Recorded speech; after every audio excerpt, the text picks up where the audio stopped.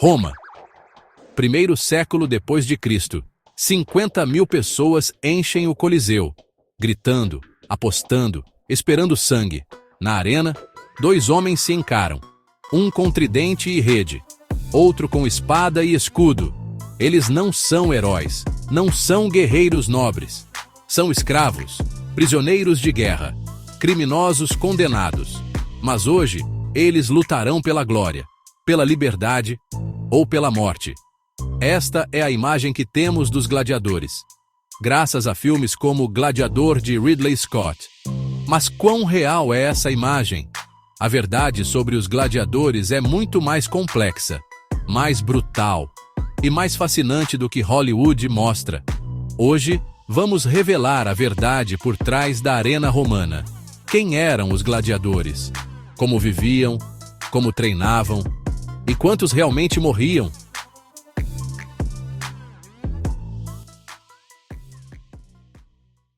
Parte 1. Como tudo começou. 2 Hero, 4:30. Os jogos gladiatoriais não começaram como entretenimento. Começaram como rituais funerários. Os etruscos, povo que viveu na Itália antes dos romanos, acreditavam que derramar sangue humano honrava os mortos. Então, em funerais de nobres, faziam prisioneiros lutarem até a morte. Os romanos adotaram essa prática por volta de 260 a.C. O primeiro combate gladiatorial registrado em Roma foi no funeral de Décimo Júnio Bruto. 3 pares de escravos lutaram. Mas rapidamente, os jogos deixaram de ser apenas rituais religiosos. Tornaram-se espetáculos políticos. Políticos romanos organizavam jogos para ganhar popularidade. Quanto mais elaborado o espetáculo, mais votos ganhavam. E à medida que Roma conquistava o mundo, o número de prisioneiros de guerra explodiu. Milhares de escravos, perfeitos para a arena. Parte 2. Quem se tornava gladiador? 4:30, 7:0. Quem se tornava gladiador? A maioria eram escravos, prisioneiros de guerra das conquistas romanas. Gauleses, germanos, trácios, britânicos. Outros eram criminosos condenados, assassinos, ladrões, desertores do exército. Ser enviado à arena era uma sentença de morte. Mas havia uma terceira categoria surpreendente: homens livres que escolhiam se tornar gladiadores. Por quê? Por dinheiro, fama, emoção. Gladiadores bem-sucedidos eram celebridades. Mulheres os adoravam. Grafites em Pompeia dizem: Celadus, o Trácio, faz as garotas suspirarem. Alguns ganhavam fortunas, muito mais do que um soldado ou trabalhador comum. Mas havia um preço. Ao se tornarem gladiadores, homens livres perdiam seus direitos civis. Tornavam-se infames, párias sociais. E claro, podiam morrer na arena. Parte 3. A Escola de Gladiadores. 7-10-0. Gladiadores viviam e treinavam em escolas chamadas Ludi. A maior era o Ludus Magnus, ao lado do Coliseu. Essas escolas eram prisões, celas minúsculas, guardas armados, correntes à noite, mas também eram centros de treinamento de elite. Gladiadores treinavam 6 horas por dia, sob supervisão de doutores, instrutores especializados, geralmente gladiadores aposentados. Eles praticavam com armas de madeira contra postes, depois contra outros gladiadores, aprendendo técnicas específicas para seu tipo de combate. E eram bem alimentados. Análises de esqueletos de gladiadores mostram que comiam principalmente cevada e feijão, uma dieta rica em carboidratos para ganhar massa. Gladiadores eram investimentos caros. Seus donos, chamados lanistas, não queriam que morressem facilmente. Um gladiador treinado valia tanto quanto um escravo especializado, talvez mais. Então, ao contrário do que filmes mostram, a maioria dos combates não terminava em morte. Havia muitos tipos de gladiadores, cada um com armas e táticas específicas. O murmilo usava capacete pesado com crista de peixe, grande escudo retangular e espada curta. Era o tanque, lento mas bem protegido. O retiarius era o oposto, sem capacete, sem armadura, Apenas uma rede, um tridente e um protetor de ombro. Rápido, ágil, mas vulnerável. O secutor, perseguidor, era projetado especificamente para lutar contra o Retiarius. Seu capacete era completamente liso, sem aberturas onde a rede pudesse prender. O Traex, ou Trácio, usava uma espada curva chamada Sica e um escudo pequeno retangular.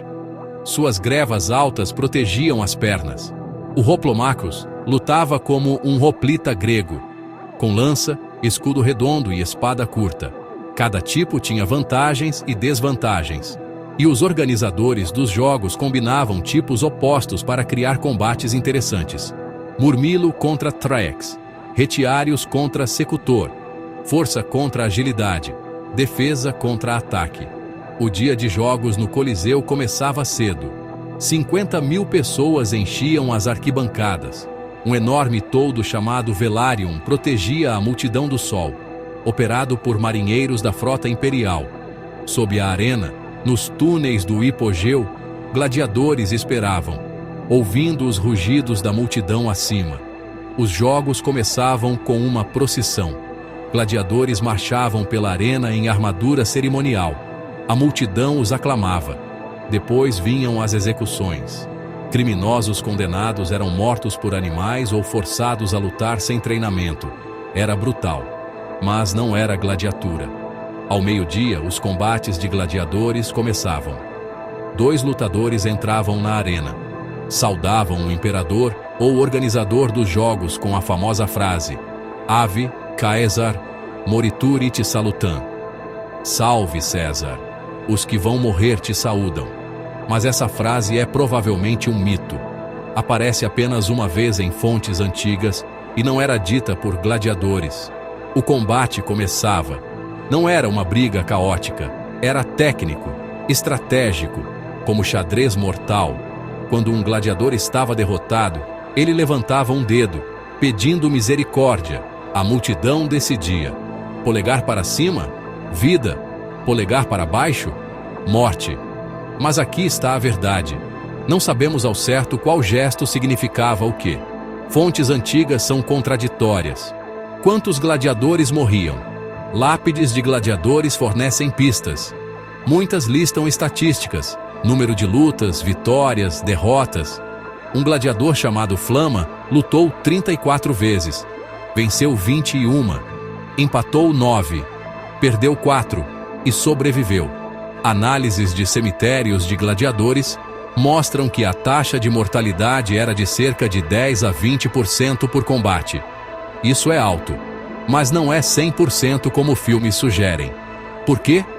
Porque gladiadores eram caros. Treiná-los levava anos. Matá-los era desperdício de investimento. Além disso, a multidão geralmente poupava lutadores corajosos, mesmo derrotados. Gladiadores que sobreviviam a muitas lutas podiam ganhar a rudes, uma espada de madeira simbolizando liberdade. Alguns se tornavam treinadores, outros guarda-costas de ricos. Alguns até voltavam a lutar como homens livres, por dinheiro e fama. Gladiadores bem-sucedidos eram celebridades. Grafites em Pompeia os chamam de suspiro das garotas e glória das mulheres. Mas a maioria morria jovem, na arena ou de ferimentos depois. Os jogos gladiatoriais duraram quase 700 anos, mas eventualmente terminaram. O cristianismo foi o principal fator.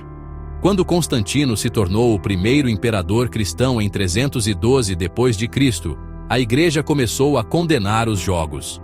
Derramar sangue humano por entretenimento era considerado pecado, contrário aos ensinamentos cristãos. Em 325, Constantino proibiu a condenação de criminosos à arena. Em 404, o imperador Honório aboliu oficialmente os combates gladiatoriais. Mas os jogos continuaram ilegalmente por mais algumas décadas. O último combate registrado foi em 435. O Coliseu foi abandonado. Terremotos danificaram sua estrutura. Pedras foram roubadas para construir igrejas e palácios. Por séculos, foi uma ruína coberta de vegetação. lar de animais selvagens e bandidos. Só no século XVIII começaram esforços de preservação. Hoje, é um dos monumentos mais visitados do mundo. O filme Gladiador de 2000 popularizou a imagem dos gladiadores. Mas quanto é real? Mito número 1. Todos os combates terminavam em morte. Falso. A maioria dos gladiadores sobrevivia. Mito número 2. Gladiadores eram apenas escravos. Falso. Muitos eram voluntários. Mito número 3. Polegar para baixo significava morte. Incerto. Não sabemos ao certo. Mas algumas coisas do filme são reais. Batalhas navais realmente aconteciam, chamadas naumaquias. A arena era inundada e navios de guerra lutavam. Mas isso era raro e extremamente caro. Caças de animais, chamadas venationes, eram comuns. Leões, tigres, elefantes, milhares de animais foram mortos no Coliseu. E sim, mulheres gladiadoras existiram, chamadas gladiatrices. Eram raras, mas há evidências arqueológicas. E o mais surpreendente, o imperador Commodus realmente lutou como gladiador. Centenas de vezes. Sempre.